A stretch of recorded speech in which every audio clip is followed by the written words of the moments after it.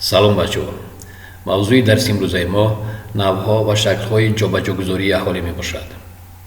дар раванди омӯзиши мавзӯи нав шумо бо мафҳумҳои урбанизатсия ва шаҳр шинос мешавед, оид ба шумораи аҳолии шаҳрҳои ҷаҳон, хусусиятҳои хоси шаҳр, ҷиҳатҳои мусбат ва манфии шаҳр маълумот мегиред, тарзи ҳалли масъалаи демографиро аз худ менамоед.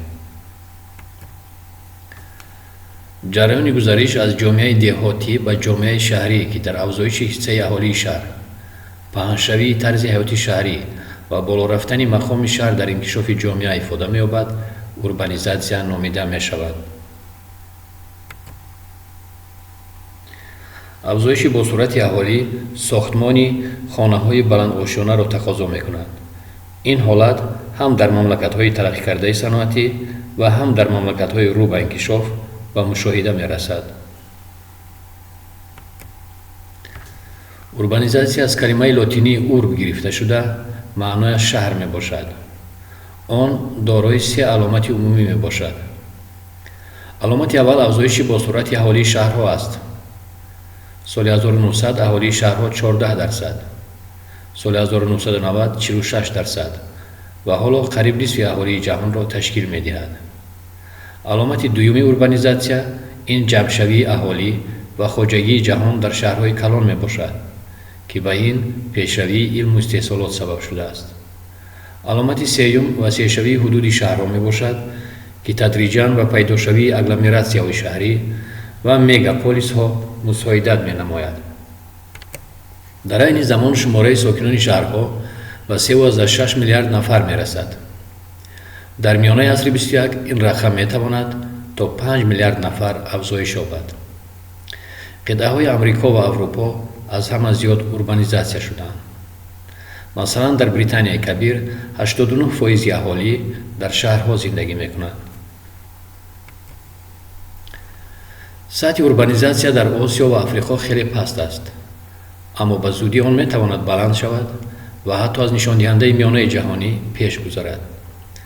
афзоиши босуръати шаҳрҳо ва зиёдшавии таъсири онҳо ба ҳамаи паҳлӯҳои ҳаёти ҷомеа яке аз падидаҳои нодири замони муосир ба ҳисоб меравад.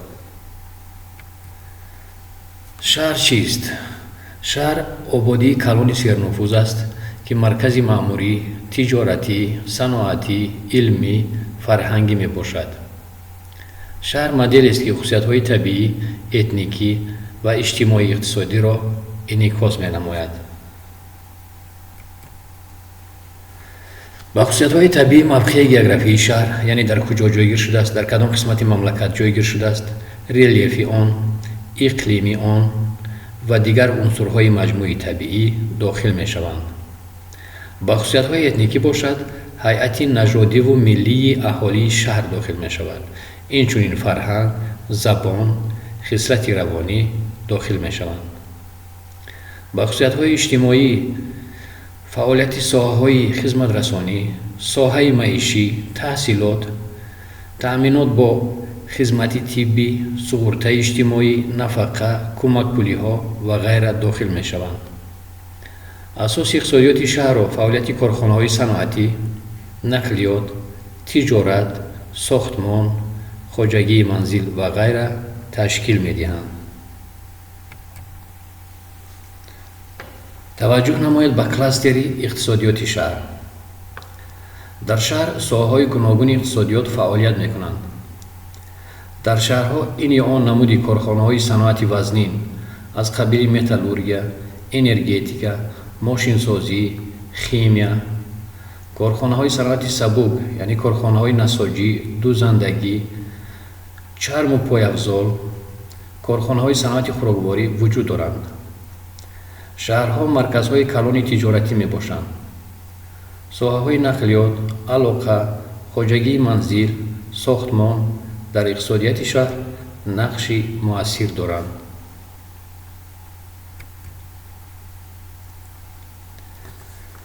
шаҳр дорои ҳам ҷиҳатҳои мусбат ва ҳам ҷиҳатҳои манфӣ мебошад. ба ҷиҳатҳои мусбӣ ин мавҷуд будани муассисаҳои олии касбӣ, муассисаҳои илмиву фарҳангӣ, театрҳо, китобхонаҳо, осорхонаҳо, сатҳи баланди маълумотнокии аҳолӣ, мавҷуд будани муассисаҳои кануни тандурустӣ, марказҳои саломатӣ, сатҳи баланди хизматрасонии тиббӣ, фаъолияти доимии марказҳои дилхушии кӯдакон, марказҳои рушди истеъдоди наврасон, муассисаҳои варзишӣ, фаъолияти хуби системаи алоқа, телевизион, шабакаи интернет ва ғайра дохил мешаванд. чӣ тавре ки гуфтем, шаҳр дорои ҷиҳатҳои манфӣ низ мебошад. шаҳр табиатро инкор менамояд ва манзараи ландшафтро хароб мекунад. фаъолияти корхонаҳои саноатӣ, нақлиёт ва ифлосшавии ҳаво, об сабаб мегарданд. зиёд будани воситаҳои нақлиёт, танбашавии онҳо дар роҳҳо низ яке аз ҷиҳатҳои манфии шаҳр маҳсуб мешавад. дар мамлакатҳои рӯ ба инкишоф, проблемаи таъминоти аҳолии шаҳр бо ҷойи кор, манзили истиқоматӣ, оби нӯшокӣ ва ғайра аз падидаҳои манфӣ ба ҳисоб мераванд.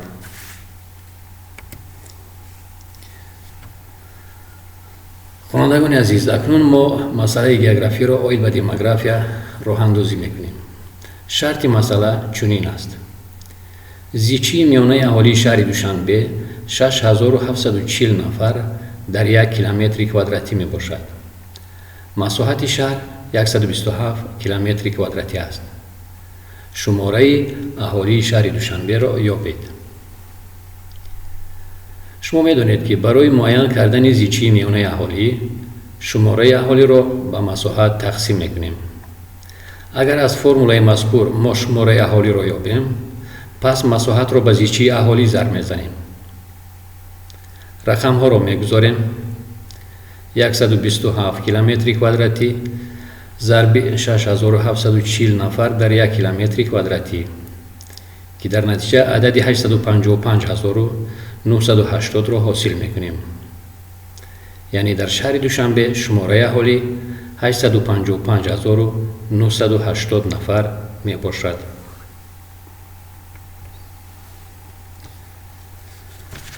хонандагони азиз, бо ҳамин дарси мо ба охир мерасад. бовар дорам, ки аз дарси имрӯза маълумотҳои заруриро барои худ гирифтед.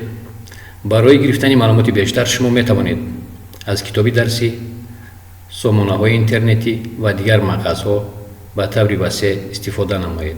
хайр.